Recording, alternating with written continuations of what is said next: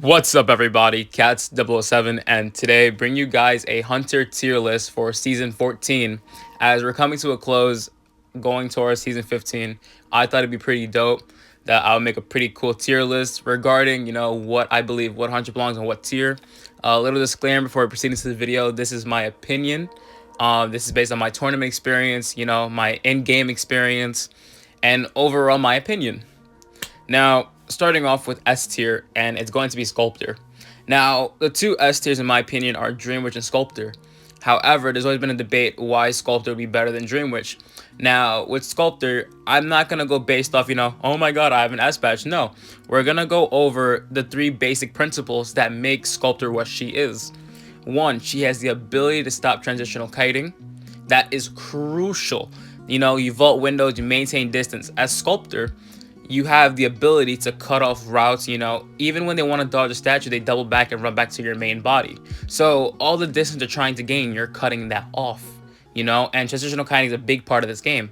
Secondly, she stops tight kiting. She'll put statues between pallets, you have to look out all around you for statues so you don't get chip hit. She's going to chip hit you to death even while you're tight kiting. So she counters transitional kiting. She counters tight kiting. What's the last one? And I think this is the most important one, is anti-cipher rush. Now, because she has the ability to chisel onto multiple ciphers, I think that is crucial because literally that chisel lasts like around, like 15 to 20 seconds. I don't know, however long. But it allows someone not to decode that entire cipher for the next, 20 seconds?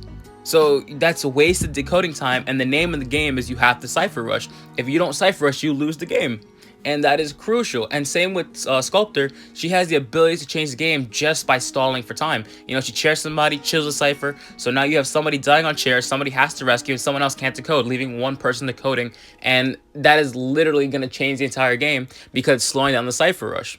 And her camp game is very strong as well.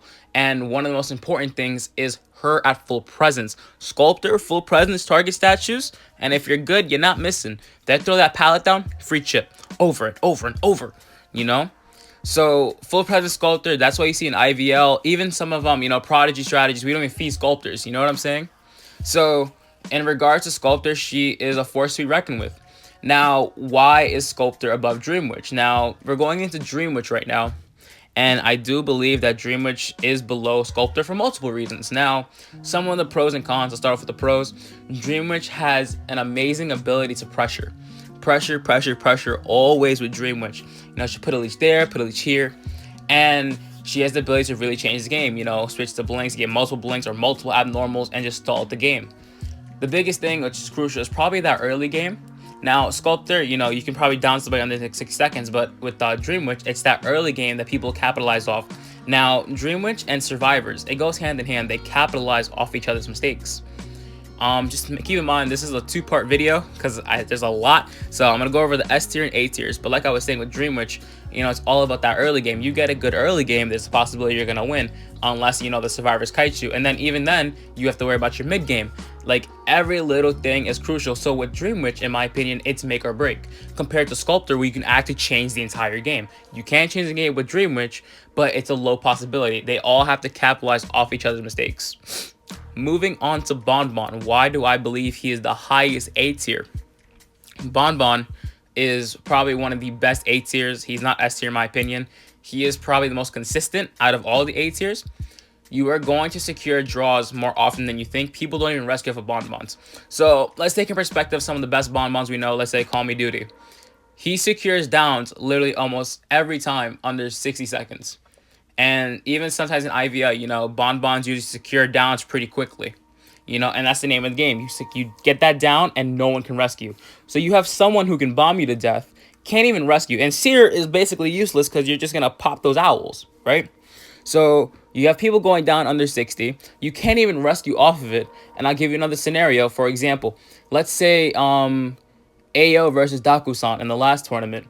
Daku realized, hey, no one is going to rescue because you don't want to rescue off a Bonbon. I'm going to pressure the ciphers. He pushed that draw to a win.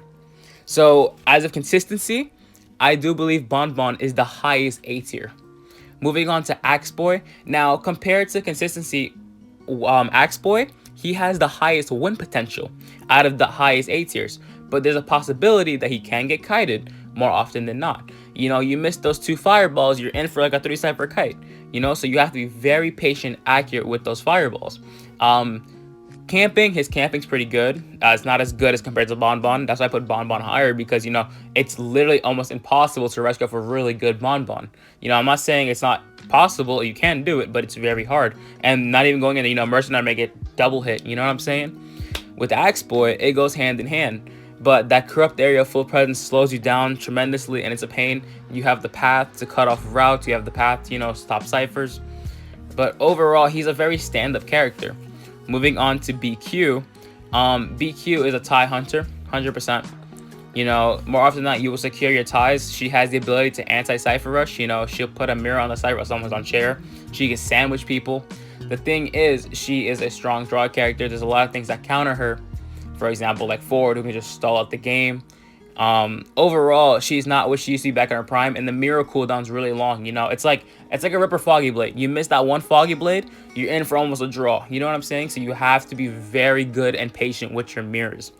Moving on to Violinist, and this is gonna wrap at the end of this video. The next video, I'm gonna go over the rest of the tiers. Violinist. Now, a lot of you are questioning, Cats, why did you put Spider over Violinist? Now, it is true, I am a die-hard Mama Weaver fan. And yes, it is true, she secures draws. It's a hard staple draw. However, what elevates Violinist from Soul Weaver is that he has the ability to camp. Now, he can down people quite early if you hit your lines. However, you miss those lines, you're in for a rude awakening. However, even if he does get kited, he has the potential to actually change that game with the stuff and potential that he has. That's why I put Violinist above Soul Weaver. Because, you know, you can't have a good early game. You hit those notes, blink, smack down, and then you can just stuff every rescue right afterward. But he has semi-decent early game, his mid game's alright, and his camping is pretty elevated compared to Soul Weaver. And that is my tier list so far. That is my S and A tier. In the next part 2 video, I'm going to go over the next ones. I hope you guys stay tuned for that. I'm Cats007, and I'll catch y'all later. Peace.